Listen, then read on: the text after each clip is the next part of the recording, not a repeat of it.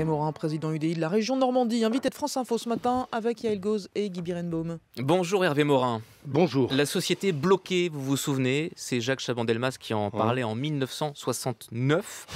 Près d'un demi-siècle plus tard, c'est concret, c'est plus une métaphore, la France bloquée à la pompe. Qu'est-ce que vous attendez précisément ce matin du gouvernement sur ce sujet ? Moi, j'attends du gouvernement une chose simple, c'est que dès lors que les blocages sont irréguliers, illégaux, ces blocages doivent être levés. C'est aussi simple que ça. Et c'est ce que font les forces de l'ordre à Fos-sur-Mer ce matin. Il y a deux exercices. Il y a d'une part, en quelque sorte, il y a deux situations, pardon. La grève, elle est légitime. Après, on peut reprocher les motifs de la grève, on peut s'y opposer, on peut les contester. Mais la grève est légitime. Elle est légitime parce qu'elle est constitutionnelle et que c'est une liberté. Et de l'autre, il y a le blocage des routes, du domaine public, tous ces mouvements qui empêchent la vie, j'allais dire de la France, mais plus particulièrement de la Normandie. Il faut savoir que le port du Havre, les raffineries, pour une région comme la Normandie, c'est stratégique, c'est capital. Le terminal pétrolier du Havre, c'est 40% des importations d'hydrocarbures en France. A priori, si j'en crois ce que disent vos confrères, c'est une grève. On ne peut pas s'opposer à une grève, bien entendu. Ce qu'on peut, en revanche, s'opposer, c'est à des blocages routiers. Ça, c'est une évidence. Derrière tout ça, il y a non seulement l'activité portuaire, il y a non seulement le fait pour des patrons, des salariés, de pouvoir s'approvisionner pour sa voiture, mais il y a aussi toute une économie régionale. En clair, il y a des sous-traitants. En clair, il y a des logisticiens, ça représente des dizaines de milliers d'emplois. Derrière, il y a des entreprises qui seront bientôt en chômage technique parce que nous ne pouvons pas être alimentés par le port du Havre en matières premières ou en pièces détachées. Vous avez aussi des contraintes pour des entreprises qui normalement vont à l'export. Vous êtes président d'une région, des deux régions fusionnées, des deux Normandies, et vous avez envie de dire quelque chose à Manuel Valls ce matin par rapport à la situation de votre région ? Je veux simplement lui dire qu'il doit faire respecter la loi, tout simplement, et en même temps ne pas injurier l'exercice du droit de grève. Derrière tout ça, il y a quand même quelque chose de simple. Honnêtement, si vous êtes de gauche, que vous avez voté Hollande en 2012, vous avez tout de même un sentiment de trahison qui est absolument total. Ce président de la République dont le cynisme s'affiche tous les matins est quand même celui qui a trahi à peu près tout ce qu'il a pu déclarer pour être président de la République lorsqu'il était premier secrétaire du Parti socialiste. Et on peut comprendre qu'au bout du compte, parce que c'est plus la loi El Khomri, il ne faut pas se raconter d'histoire. Le sujet, c'est qu'il y a une partie de nos compatriotes, dont je ne suis pas, qui aujourd'hui estime qu'il n'a plus rien de commun avec le gouvernement qui est en place, et notamment le président de la République.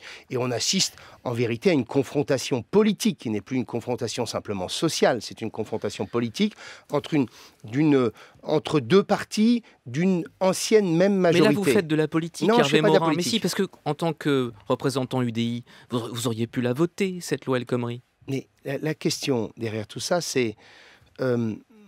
Je le disais à Alain Juppé il y a 15 jours. Je lui disais, plus que sur le fond, la question, c'est la méthode. C'est comment arrive-t-on au pouvoir et comment fait-on le jour où on est au pouvoir.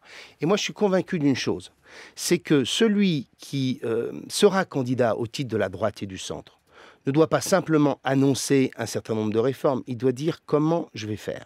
C'est plus important. Mais justement, et comment faire comment Cela veut dire, je me souviens, pardon, excusez-moi, je me souviens de l'arrivée de François Hollande. On a été 6 mois où, à part faire de l'antisarkozisme et un certain nombre de textes divers et variés, où on n'a pas engagé les réformes. Souvenez-vous de 1981, ou souvenez-vous de 1986. Mais le pouvoir, c'est du temps long, Hervé Morin. On est 4 ans après le Bourget. Non, attendez, la France n'a pas changé. Quand François Hollande, il y a 8 jours, dans une conférence de presse, explique que le monde a changé entre 2012 et 2016, excusez-moi de vous dire, la mondialisation... Et les hommes politiques n'ont pas le droit d'évoluer dans l'exercice du pouvoir. L'ubérisation de la société, ça date pas de 2016, il ne faut pas nous raconter d'histoire. En vérité, il faut que celui qui est candidat ait les 10 textes ou les 15 textes affichés sur la table en disant aux Français, voilà ce que je vais faire. Et au lendemain de l'élection, engager, siéger, jour et nuit.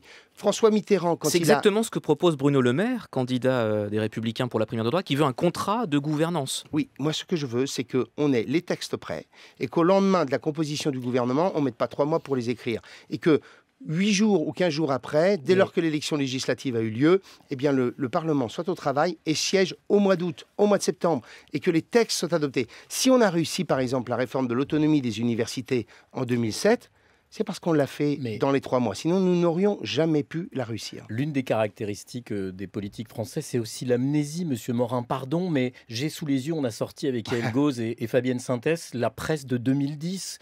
15 octobre, les 12 raffineries de métropole sont en grève. Les casseurs, la manif des retraites, la violente équipée de casseurs dans Paris. 1100 lycées bloqués, bloqués, 246 villes les chiffres mobilisés. de manifestants, c'est les plus importants depuis des dizaines d'années à ce moment-là. On a l'impression finalement que cette vie politique française, c'est un éternel recommencement. Et là, vous nous dites, ah oui, mais fait parce qu'on va changer de méthode.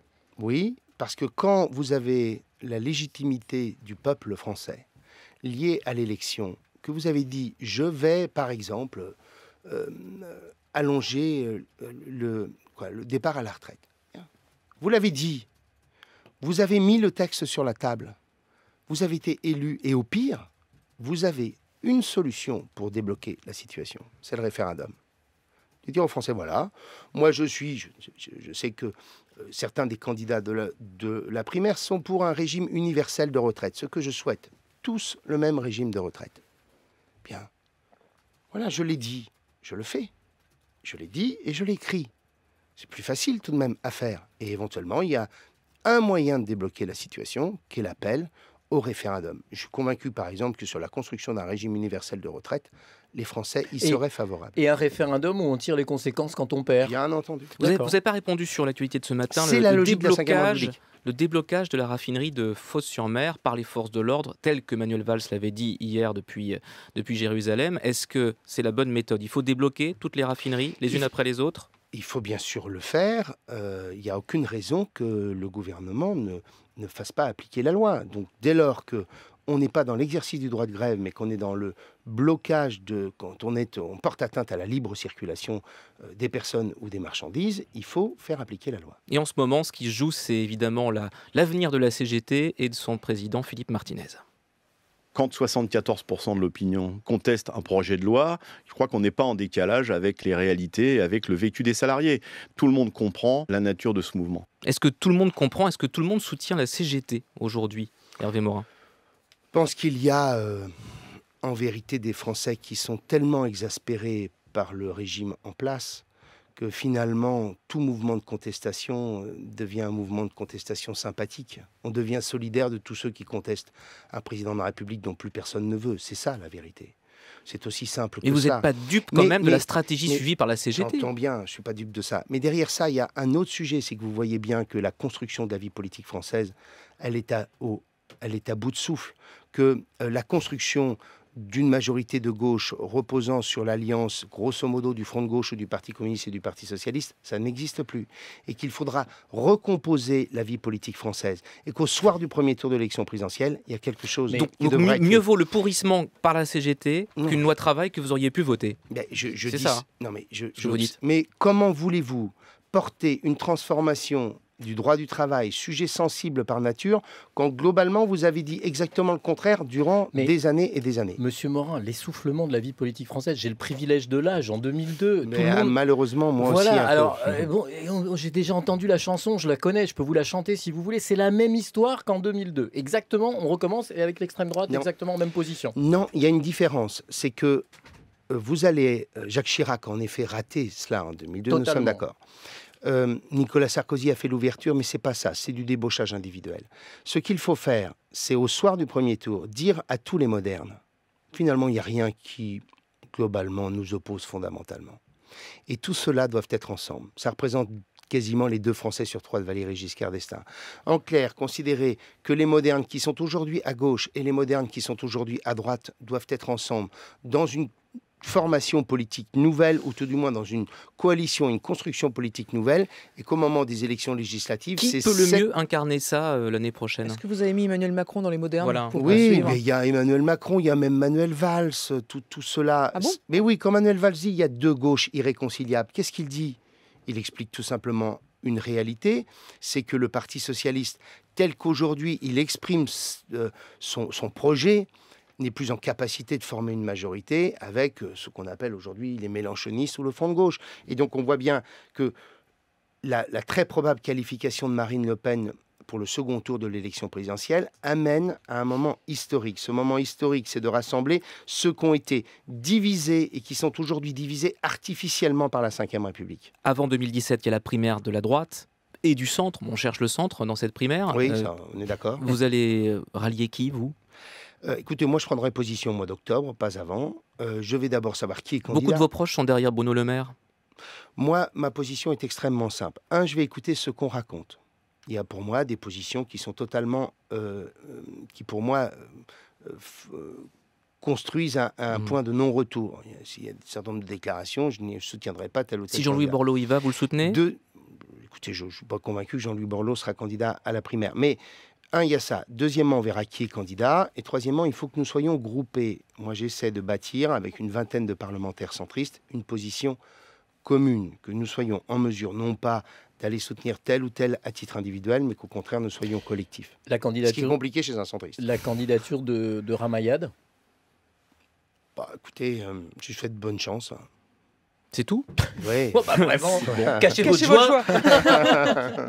Un mot, sujet beaucoup plus grave, l'Autriche. On est passé à 2 doigts de l'extrême droite au pouvoir, à la présidence de ce pays. Vous dites quoi? Attention, ouf, au secours, vous dites quoi? Je constate qu'on a une Europe... derrière tout ça, c'est une Europe qui va mal, qui se cherche.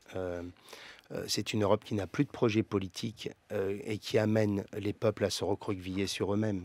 C'est l'échec, en quelque sorte, c'est la révélation de l'échec du projet européen. Avec un point commun avec ce qui peut se passer en France? En France et ailleurs, malheureusement. Merci beaucoup.